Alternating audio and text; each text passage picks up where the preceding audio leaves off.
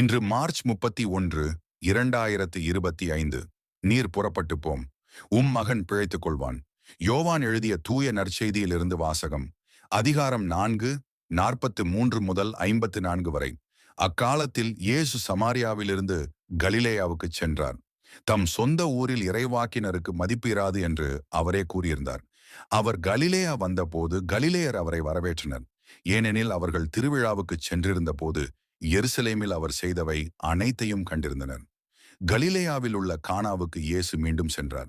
அங்கேதான் அவர் தண்ணீரை திராட்சை இரசமாக்கியிருந்தார்.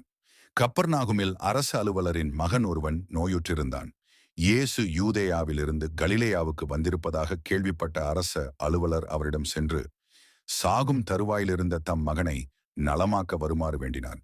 இயேசு அவரை நோக்கி, அடையாளங்களையும் அருஞ்செயல்களையும் கண்டாலன்றி நீங்கள் நம்பவே மாட்டீர்கள் என்றார்.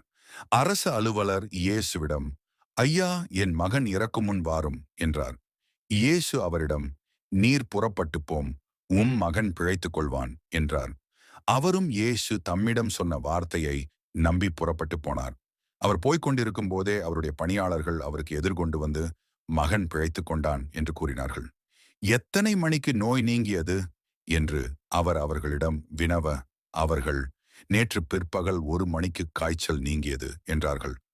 மகன் பிழைத்துக் கொள்வான் என்று இயேசு அந்நேரத்தில்தான் கூறினார் என்பதை அவன் தந்தை நினைவு கூர்ந்தார். அவரும் அவர் வீட்டார் அனைவரும் இயேசுவை நம்பினர்.